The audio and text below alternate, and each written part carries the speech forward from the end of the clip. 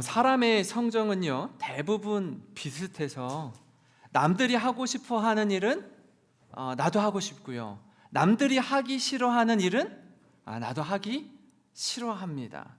그렇기 때문에 여러분, 공동체에서 어떤 일을 이렇게 맡기게 될 때, 업무 분장을 하고 사역에 이렇게 나눔을 하게 될 때, 어려운 일, 힘든 일은요 모두가 꺼립니다. 이 일은 좀 다른 사람이 해주었으면 좋겠고, 나는 가능하면 좀 쉬운 일, 부담 없는 일, 좀 편한 일을 선택하려고 합니다. 그리고 나는 그런 일을 맡잖아요. 그럼 이제 어려운 일을 맡은 사람들을 보면서 굉장히 안타깝게 여기고 안쓰럽게 여기고, 아이고 참 힘든 일 맡았네, 고생이 많겠구나, 이렇게 이제 생각합니다. 저에게도요 이런 경험이 있습니다. 제가 처음 대학교 4학년 때 교육전도사 사역을 나갈 때 어떤 사역을 시작해야 될까? 보통 이제 파트타임 교육전도사들은 주일학교 부서를 맡기 때문에 제가 처음 사역을 나가기 전에 이렇게 하나님께 기도했습니다. 하나님, 이제 목회자로서 첫 발걸음을 떼는데 어떤 사역을 하면 좋을까요? 라고 한 달 정도 기도했던 것 같아요. 근데 기도하는데 하나님 이런 마음을 주시더라고요.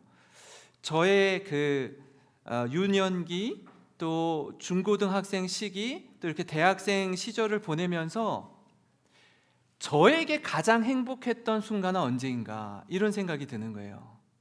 근데 저에게 가장 행복했던 시간은 언제였냐면 한창 사춘기일 때, 중학교 2학년 시기였는데 그때 여름 수련회 가서 하나님을 만났던 때요. 이 사진 제가 아무나 안 보여드리는데 금요기도에 나왔으니까 특별히 여러분들에게 보여드려. 저의 과거의 모습이 저랬어요. 되게 이렇게 불만이 가득한, 뭔가 성이 나 있는, 다 중학교 때는 다 저래요. 근데 저 때, 이건 나중에 보여주세요. 저 때 하나님을 만나고 정말 그 성령 충만한 때였어요. 중학교 2학년 때가. 그래서 무슨 생각을 하게 됐냐면, 하나님, 저를 만나 주시고 저와 함께 하신 그 하나님의 임재, 하나님의 은혜에 대한 감격을 지금 제가 이제 교육전도사가 돼서 맡게 될 우리 중고등학생 아이들에게도 그 하나님을 만나게 해주고 싶습니다. 그 하나님을 소개해주고 싶습니다. 그런 마음을 주시더라고요. 그래서 저는 중고등부 교육전도사를 뽑는 교회에 지원하리라, 그렇게 처음 사역을 시작했습니다. 근데 여러분 아시지만 그런 게 있어요. 교회도 그렇고 학교도 그렇고 학원도 그렇고, 이 중고등부 아이들, 특히 조금 더 범위를 좁히면 중학생 아이들은요 학교에서도 기피하는, 교사로서 중학생 아이들을 맡는다, 이 기피하는 자리이고요, 교회도 그렇습니다. 학원도 그래요. 애들이 말을 안 들어요. 애들 표정, 아까 제 표정 봤잖아요. 이 세상에 불만이 가득한 표정이 있어요. 그죠?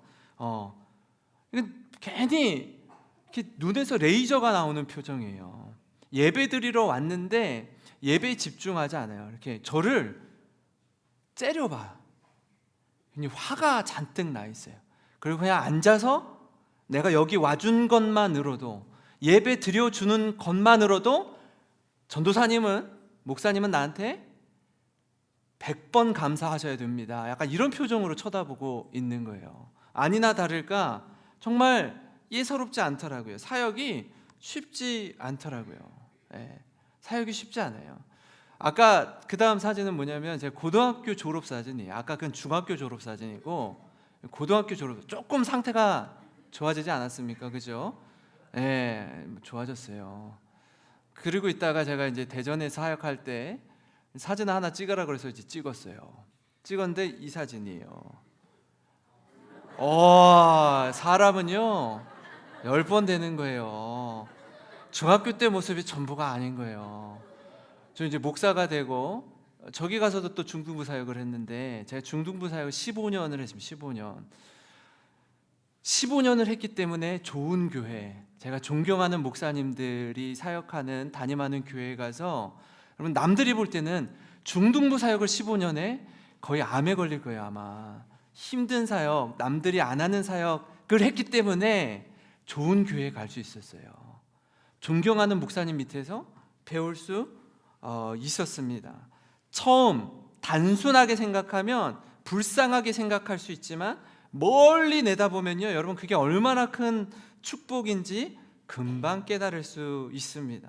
여러분 같은 맥락에서 오늘 말씀도 마찬가지예요. 사도행전을 통해서 바라보는 이 바울의 여정 역시 만만치가 않습니다. 남들 같으면 이방인 선교하는 사역, 지금도 마찬가지죠. 해외 선교사로 나가서 선교 사명을 감당하는 선교사님들은요 쉽지 않아요. 한국에서 목회하는 것도 쉽지 않아요. 근데 외국에서 언어가 다른 데서, 문화가 다른 데서, 전혀 모르는 낯선 땅에서 복음을 전한다? 이건요 쉬운 일이 아닙니다. 근데 바울이 어떻게 하죠? 유럽 전역 아시아를 다니면서 복음을 전해요. 이 힘든 사역을 감당하다가 이 바울이 예루살렘 교회로부터 하나 소식을 듣습니다. 예루살렘 전역이 가뭄으로 힘든 가운데 있대요. 아니나 다를까 예루살렘 교회 역시 너무나 힘든 시간을 보내고 있다라는 소식을 들어요. 그 얘기를 듣고 어떻게 하냐면, 이방 지역에 교회를 세우고 그 현지 목회자들을 세우는 사역을 감당했던 바울이 예루살렘 교회의 안타까운 소식을 듣고 이방인 교회 리더들과 함께 예루살렘 교회를 돕기 위해서 십시일반 헌금을 마련해서 예루살렘으로 향합니다. 근데 예루살렘으로 향하기 앞서서 이방인 리더십들, 지도자들, 특별히 사도 바울을 아끼고 존중하는 여러 사람들이 바울 보고 가지 말라는 거예요. 예루살렘에 가지 말라는 거예요. 만류하는 겁니다. 왜 그런고 하니 하나님께서 자신들에게 나타나셔서 바울이 예루살렘에 가면 포승줄에 묶이고 자칫 잘못하면 생명을 잃을 수도 있다라고 성령 하나님이 자신들에게 보여서 가르쳐 줬다라는 거예요. 그러니 당신을 위해서 가면 안 됩니다라고 이야기해요. 근데 저들에게 하나님이 말씀해 주기 전에 이미 바울에게 하나님이 말씀해 주신 내용이 기록되어 있는데, 에베소 교회 장로들을 밀레도에 불러서 마지막 고별 설교를 할 때 이런 이야기를 합니다. 사도행전 20장 22절부터 24절인데요. 자, 한번 읽어드리겠습니다. 보라, 이제 나는 성령에 매여 예루살렘으로 가는데 거기서 무슨 일을 당하는지 알지 못하노라. 오직 성령이 각 성에서 내게 증언하여 결박과 환난이 나를 기다린다 하시나 내가 달려갈 길과, 이거 같이 읽겠습니다. 24 시작. 내가 달려갈 길과 주 예수께 받은 사명 곧 하나님의 은혜에 복음을 전하는 일을 마치려 하매는 나의 생명조차 조금도 귀한 것으로 여기지 아니하노라. 아멘. 바울은요 이방인에게 복음을 전하는 이방인의 사도로 부르심을 받았지만 유대인에게도 복음이 필요하다는 사실을 누구보다 잘 알고 있었습니다. 바울은요 예루살렘에 갈 때 자기 뜻대로 자기 마음대로 가는 게 아니에요. 그는 성령에 매여 예루살렘으로 가는 것이었습니다. 그러니까 우리가 바울의 선교를 통해 알 수 있는 건 뭐냐면, 내가 1차 선교는 어디 2차 선교는 어디 3차 선교는 어디 내가 계획하고 내가 준비한 대로 가는 것이 아니라 하나님이 가라시는 곳에 가는 거예요. 성령님이 이끄시는 곳에 가는 것입니다. 사실 바울이 아시아에서 복음을 전하기 원했다라고요. 그 아시아 중에 한 지역이 뭐냐? 에베소예요. 에베소. 근데 에베소로 가려고 할 때마다 하나님이 성령님이 막으시는 거예요. 그래서 어디에서요? 드로아에서 머물 때에 환상을 통해 마게도냐로 건너와서 우리를 도우라. 지금으로 말하면 그리스 땅인데 그곳에서 배를 타고 네아폴리 빌립보로 가는 것 아닙니까? 내가 원해서 가고 내가 원치 않아서 안 가고가 아닌 거예요. 하나님이 가라시면 가고 하나님이 가지 말라 하시면 가지 않는 거예요. 그게 사명자의 모습이요 태도입니다. 하나님이 저를 여기까지 이렇게 인도해 주셨잖아요. 하나님이 군산으로 가라 하면 가고 가지 말라 하면 가지 않는 거예요. 그 사명자의 모습인 겁니다. 사명자는 하나님의 부르심을 따라 사명을 감당합니다. 사명자는요, 자신의 생명조차 조금도 귀한 것으로 여기지 않아요. 바울은 사실 이방인 선교를 하면서 아이러니하게도 유대인들의 핍박을 가장 많이 받았습니다. 이방인 선교를 하는데 이방인들의 핍박을 받는 것보다 그 이방 지역에 살고 있는 유대인들의 핍박을 훨씬 더 많이 받았어요. 그러나 그렇게 핍박을 받는 자기의 동족들, 그 유대인들, 자신을 해하는 유대인을 바울이 여전히 사랑했습니다. 로마서 9장 2절 3절을 보면 이렇습니다. 우리 같이 한번 읽어볼까요? 시작. 나에게는 큰 슬픔과 그치지 않는 마음의 고통이 있습니다. 만일 내 동족이 구원만 얻는다면 내가 저주를 받아 그리스도에게서 떨어져 나가는 한이 있더라도 나는 그렇게 되기를 바라고 있습니다. 아멘. 야, 저는요, 바울이 어떻게 이런 고백을 할 수 있나 싶은 거예요. 자기 동족을 향한 애틋한 사랑이 있는 거예요. 어느 정도로요? 내 동족만 구원받는다면 나는 그리스도에게서 떨어져 나갈지라도 괜찮습니다. 나는 죽어도 좋습니다. 얼마나 저들이 핍박하고 박해를 했는데 트라우마가 생기고 내 다시는 유대인들에게 복음 전하지 아니하리라. 아니, 이방인들에게 복음을 전해도 저들이 말씀에 대한 사모함을 가지고 예수님을 믿고 세례를 받고 가는 지역마다 교회를 세우는데 어떻게 되먹은 게 내 동족인 유대인의 회당에 들어가서 복음을 전하는데 바울을 핍박하고 돌에 맞아서 거반 죽을 정도로 두들겨 패고 죽은 줄 알고 성 밖에 내어치는 그 정도 되면 정이 뚝 떨어지지 않겠습니까? 그럼에도 불구하고 어떻게 고백해요? 나는 유대인들이 구원만 받는다면, 내 동족만 구원만 받는다면 내가 저주를 받아 그리스도에게서 떨어져 나가는 한이 있더라도 그렇게 되기를 바랍니다. 이렇게 기도하는 거예요. 그런 마음으로 다시 예루살렘으로 향해요. 헌금을 가지고 예루살렘 교회를 섬기고자 이방인 교회의 지도자들이 예루살렘 교회로 향한다고요. 얼마나 뜻깊은 마음으로, 얼마나 감사한 마음으로 가는 거예요. 근데 어떻게 해요? 그런 자신을 핍박하고 박해하는 거예요. 자기 편이 보이질 않아요. 여러분, 그와 함께 이방 교회의 리더들이 예루살렘 교회를 돕고자 성도들이 정성껏 준비한 헌금을 가지고 갔는데 현실이 만만치 않은 거예요. 아마 바울이 이런 공경당하는 모습을 이방 교회의 리더들이 보면서 무슨 생각을 할까요? 적지 않은 충격을 받았을 겁니다. 어느 정도 이럴 거라고 알고 있지만, 예상하고 있지만, 이 기가 막힌 상황에 그 이방인의 지도자들이 바울을 위해서 배후에서 기도하고 있었을 거예요. 그럼에도 불구하고 왜 바울이 예루살렘으로 향했죠? 영혼을 향한 사랑이 있었기 때문에 그렇습니다. 이방인의 사도였지만 그의 마음엔 여전히 풀지 못한 과제가 있었어요. 그게 뭐예요? 유대인에게 복음을 전하는 겁니다. 왜 그렇죠? 누구보다 바울이요, 자신을 박해하는 유대인들의 심정을 바울이 잘 알아요. 바울이 과거에 자신이 어떤 사람이었어요? 자신이 예수 믿는 그리스도인들을 똑같이 핍박하고 박해하던 사람이었거든요. 심지어 예루살렘 교회 7 집사님 중에 스데반 집사님이 돌에 맞아 죽을 때에 돌로 치는 사람들의 옷을 딱 맡아주고 보관하고 지켜주세요. 왜 사람들이 옷을 벗고 스데반 집사님에게 돌을 칠 때 왜 옷을 벗었을까요? 피 묻을까봐. 피 묻을까봐 깨끗하게 하려고 옷들 벗어서 나한테 내 발밑에 내가 지켜줄게, 깨끗하게. 그 자리에 사도 바울이 있었어요.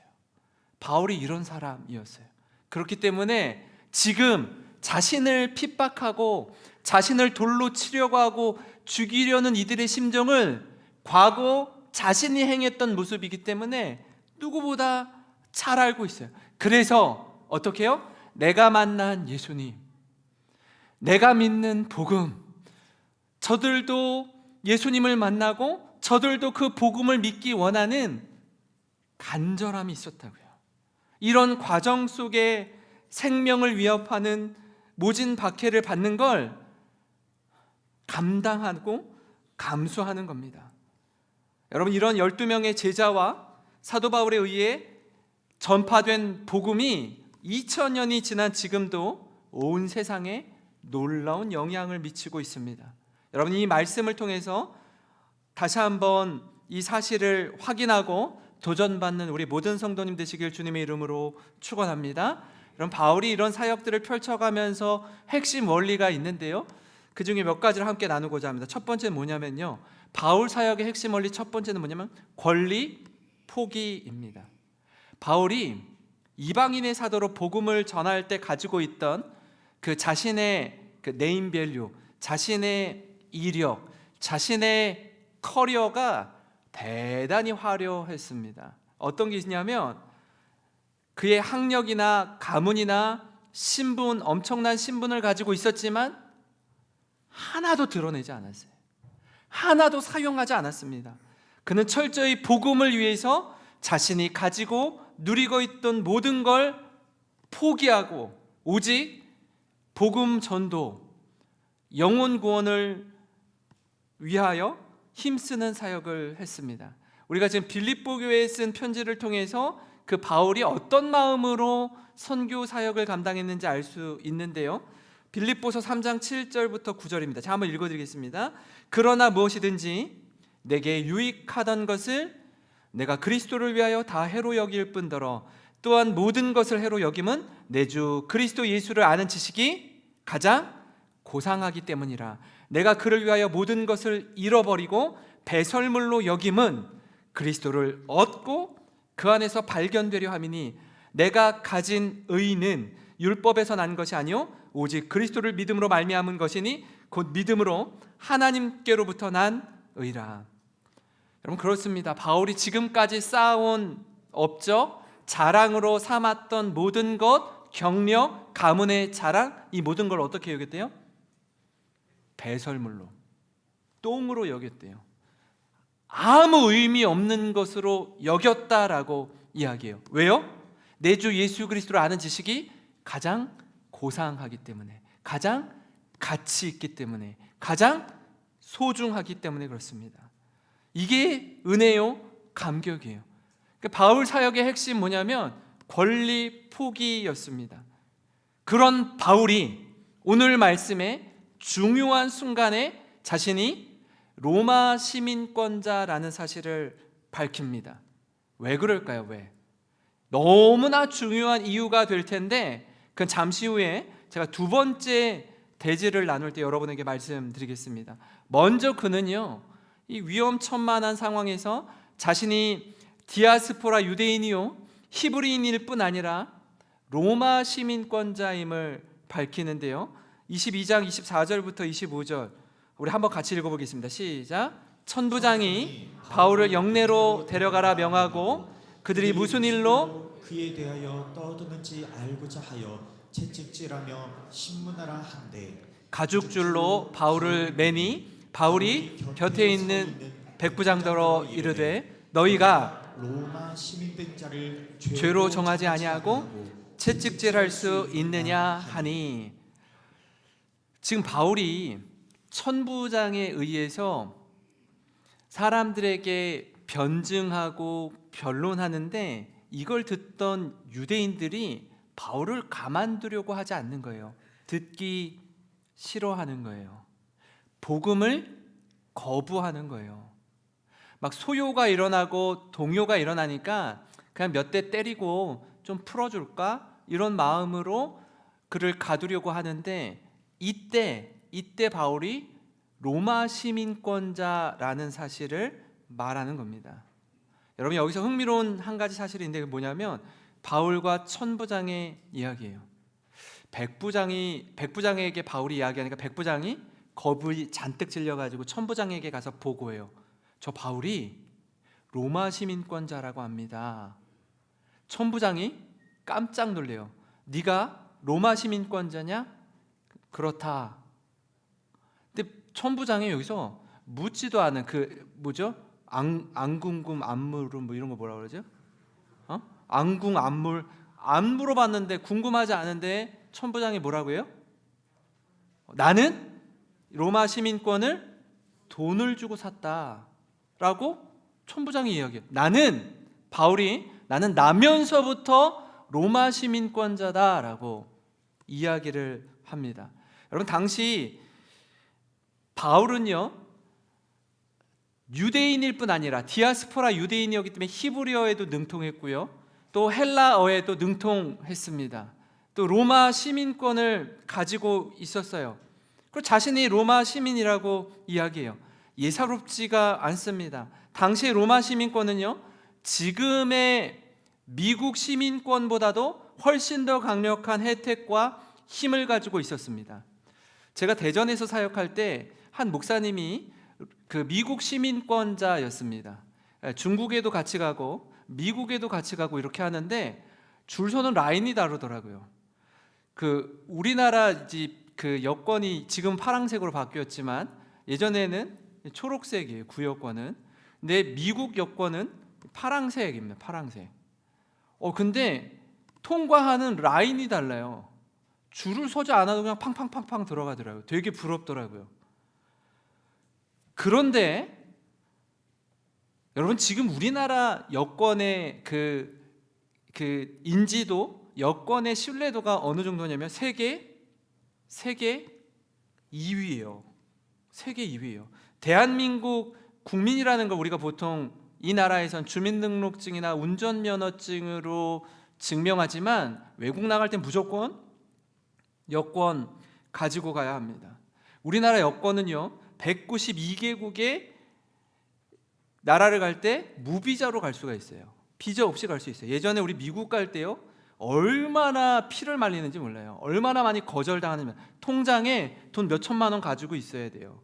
그래서 막 빌리기도 하고 넣기도 하고 증명서로 제출하기도 하고, 그래도 대사관에 가서 반려될 때가 너무나 많이 있었습니다. 지금 미국이요, 무비자로 갈 수 있어요.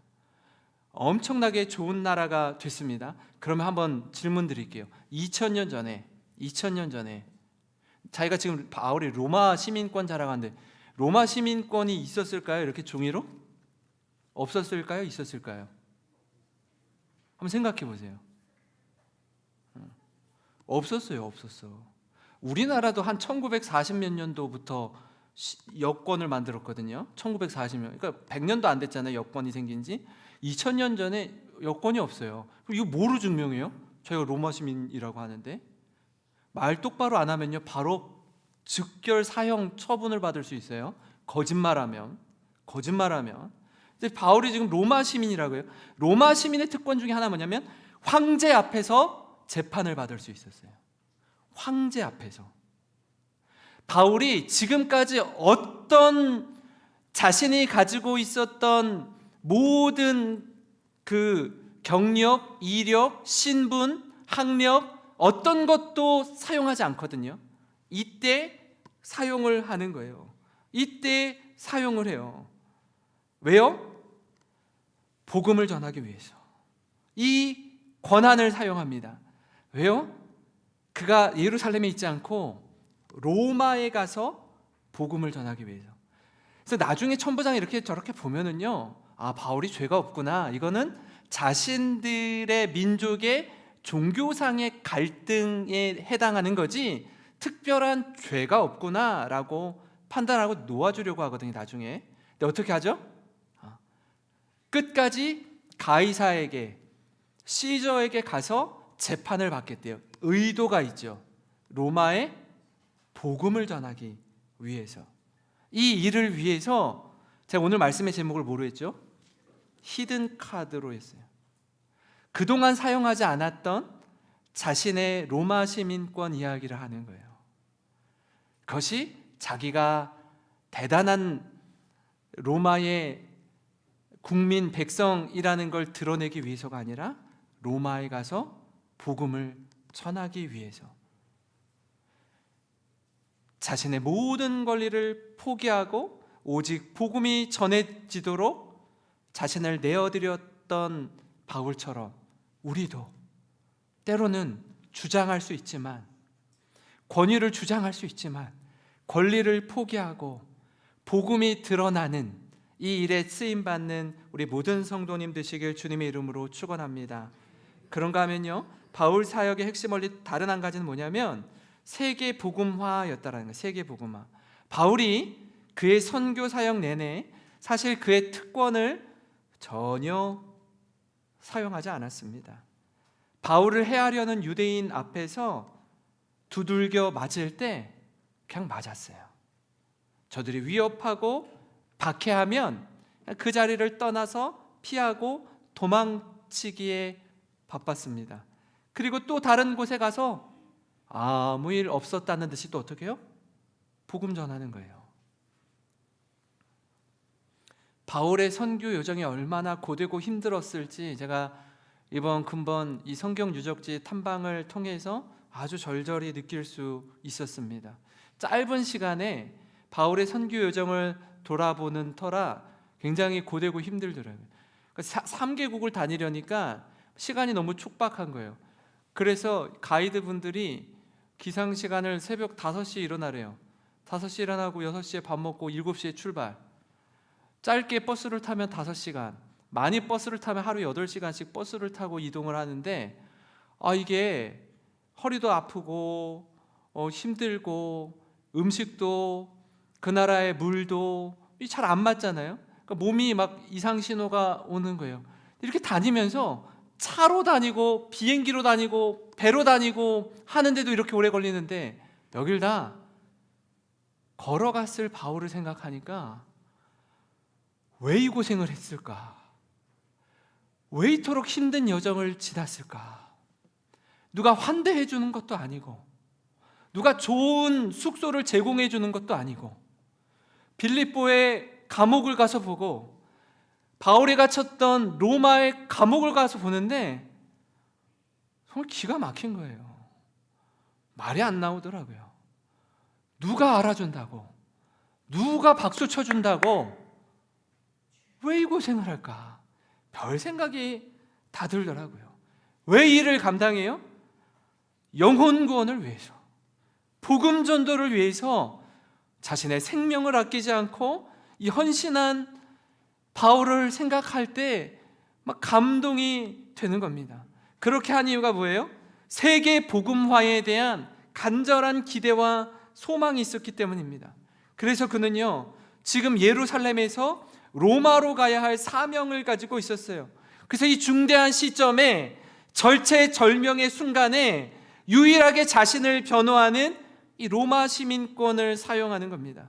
그가 사용한 히든 카드, 그동안 단 한 번도 자신이 로마 시민권자라고 이야기하지 않았던 그 카드, 바로 그 카드를 사용한 거예요. 29절 30절에요 신문하려던 사람들이 곧 그에게서 물러가고 천부장도 그가 로마 시민인 줄 알고 또 그 결박한 것 때문에 두려워하니라. 이튿날 천부장은 유대인들이 무슨 일로 고발하는지 진상을 알고자 하여 그 결박을 어떻게 해요? 이제 풀어요.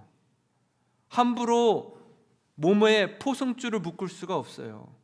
명하여 제사장들과 온 공회를 모으고 바울을 데리고 내려가서 그들 앞에 세우니라. 이건 다음 주에 할 얘기인데, 로마 시민에게 죄도 묻지 않은 채 함부로 다뤄서는 안 됐어요. 지금 채찍질하고 막 팔 묶고 하잖아요. 천부장 사형이 사형. 그렇게 하면 안 되는 거예요. 그러니까 백부장도 엄청나게 두려워하면서 천부장에게 보고해요. 천부장도 이야기 듣고 벌벌 두려워 떨었다라고 성경이 기록해요. 이제는 다 풀고 자유로운 몸으로 공회 앞에 서서 이야기 나누도록 재판받도록 합니다. 바울이 이 시간을 통해 더욱 복음을 담대히 전할 수 있는 기회를 얻는 거예요. 근데 바울은요, 예루살렘이 최종 목적지가 아니었어요. 아직 밟아보지 않은 땅 로마에 가기를 원했습니다. 왜 바울이 로마로 가려고 했을까요? 로마가 세계를 지배할 때 이런 말이 있었어요. 모든 길은 로마로부터. 그죠? 모든 길은 로마로 통한다라는 말이 있습니다. 여러분, 아우구스투스가, 옥타비아누스가 황제의 칭호를 받고 나서 자신이 다스리는 모든 나라의 길을 닦는 것부터 시작해요. 그러니까 로마는 세계를 정복할 때마다 가장 먼저 하는 일이 뭐냐면 길을 만드는 거였어요. 길을 닦는 것이었습니다. 그러니까 마차가 다니는 길을 만들고 양옆엔 인도를 만들었습니다.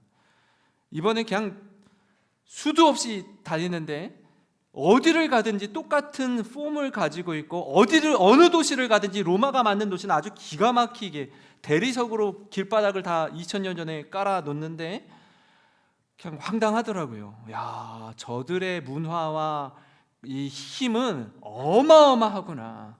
이 중간에 마차가 다니는 도로를 만드는데요, 제가 참 흥미로운 사실을 알았습니다. 나중에 이 마차 바퀴의 거리가 지금 오늘날 기차의 레일의 거리라고 하더라고요. 기찻길 레인 깔잖아요. 그 레인이 마차 바퀴와 바퀴 사이의 거리라는 거예요.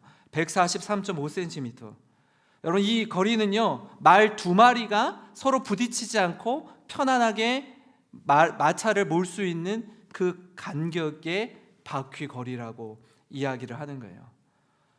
여러분, 이 도로를 만들고 로마 군인들이 정복하러 갈 때, 로마 군인들 병사들이 이 나라에서 저 나라로 정복하러 갈 때 로마 군인들보다 앞서갔던 사람들이 있어요. 길을 만드는 사람이에요. 길을 만드는 사람, 웨이메이커. 길을 만들고 그 다음에 군인들이 가서 공격하는 거예요. 바울은 복음이 세계로 전파되기 위해서 로마에 가기를 원했습니다. 그의 마음이 담긴 말씀이 19장 21절에 있는데 한번 같이 읽겠습니다. 시작. 이 일이 있은 후에 마게도냐와 아가야를 거쳐 예루살렘에 가기로 작정하여 이르되 내가 거기 갔다가 후에 로마도 보아야 하리라 하고, 예루살렘으로 갔다가 어디까지 가야 돼? 지금 자기의 목적지는 로마예요. 로마로 가야 되기 때문에 이 결정적인 순간에 그동안 사용하지 않았던 히든 카드, 내가 로마 시민권자라는 걸 사용하는 거예요. 세계 복음화를 꿈꿨기 때문에 그가 이 말을 이야기한 겁니다. 근데 여기에서 그치지 않아요, 사실. 나중에 바울이 로마에서 순교를 당하지만 그의 꿈은요, 로마가 최종 종착지가 아니었어요. 그 서유럽의 끝이라고 이야기하는 서바나, 오늘날로 말하면 스페인까지 가려고 했었어요. 로마서 15장 28절입니다. 같이 한번 읽겠습니다. 시작. 그러므로 내가 이 일을 마치고 이 열매를 그들에게 확증한 후에 너에게 들렀다가 어디로? 서바나로 가리라.